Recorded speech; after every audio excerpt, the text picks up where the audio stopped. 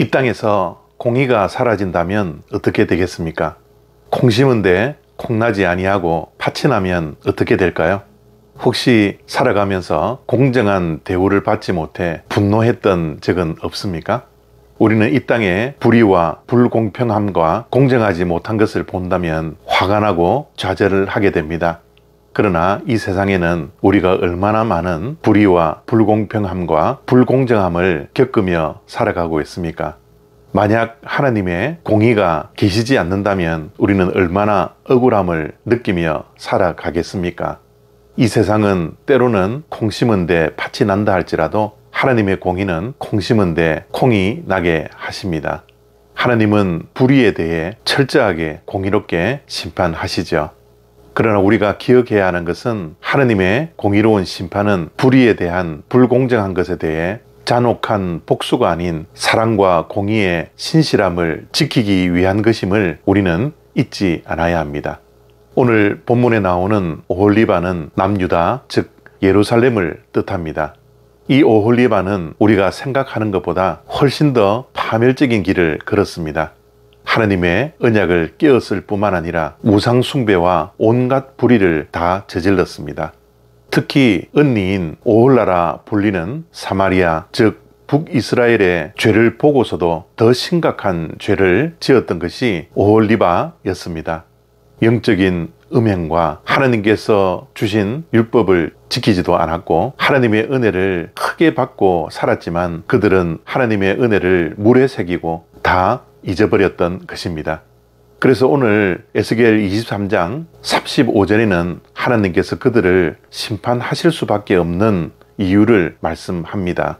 내가 나를 잊어버렸고 내 뒤에 버렸은즉 너의 음란과 행음의 죄를 내가 담당할지니라 라고 말씀하십니다. 하나님께서 심판하시는 이유는 너희들이 나를 잊었다라는 것이고 내 뒤에 버렸기 때문이다 라고 말씀하십니다. 여기에서 잊어버렸다라는 것은 단순히 기억하지 못한다라는 뜻이 아닙니다. 부모의 은혜를 받고도 당연시 여겨 감사하지도 않았고 급기야 받았던 은혜를 마음속에 지워버리고 살아가는 것처럼 하나님께 받은 은혜를 마음속에서 지웠을 뿐만 아니라 은혜를 베풀어 주었던 하나님의 존재마저도 마음속에 지웠다라는 것입니다. 그래서 하나님께서는 그들이 미워하고 싫어하는 자들의 손에 붙여서 그들을 심판하셨던 것이죠. 그러나 여기에서 다시 한번 우리가 기억해야 하는 것은 하나님의 공의로운 심판은 복수가 아닙니다. 고통스럽지만 그 심판을 통하여 그들이 지었던 죄에 대한 결과를 스스로 감당하게 함으로써 그들을 하나님께 돌이키기 위함이었습니다. 그렇기에 오늘 이 말씀은 오늘을 살아가고 있는 우리들에게 하나님의 심판에 대한 신앙적인 의미를 우리에게 남겨주십니다. 혹시 우리가 남유다와 북이스라엘처럼 하나님을 잊어버리고 세상의 유혹을 따르는 오홀라와 오홀리바와 같은 삶을 살아가고 있지 않습니까? 말씀 앞에서 우리는 우리 자신을 정직하게 돌아봐야 합니다. 우리의 죄는 단지 개인적인 문제가 아닙니다. 하나님과의 언약의 관계를 깨트리는 심각한 문제입니다. 하나님께서는 공의의 하나님이시기에 우리의 죄에 대해서 반드시 그 값을 우리가 스스로 지불하게 하십니다. 그러나 하나님은 우리를 결코 포기하지는 않으십니다.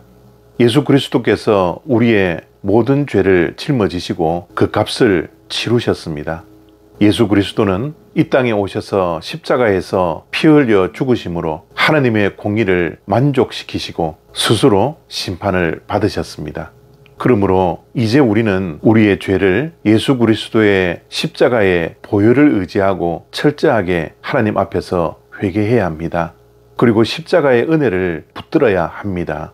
하나님의 공의는 우리를 심판하시는 기준이지만 동시에 우리를 다시 한번 세우시려고 하는 사랑의 표시임을 우리는 항상 기억해야 합니다. 그래서 하나님의 사랑과 공의가 실현되어진 그 십자가의 그늘 앞에 나와 하나님의 은혜를 다시 한번 기억하고 하나님과 우리와 맺어진 새 언약을 가슴에 품고 하루하루를 하나님을 바라보며 살아가는 하나님의 백성이 되어야 합니다. 그러한 회복이 오늘 에스겔 23장의 말씀을 통하여 우리에게 임하기를 원하고, 이 말씀을 통하여 우리가 새 힘을 얻고 다시 한번 오늘도 새날을 맞이하며 하나님과 동행하는 복된 하루 되어지기를 소망합니다. 감사합니다.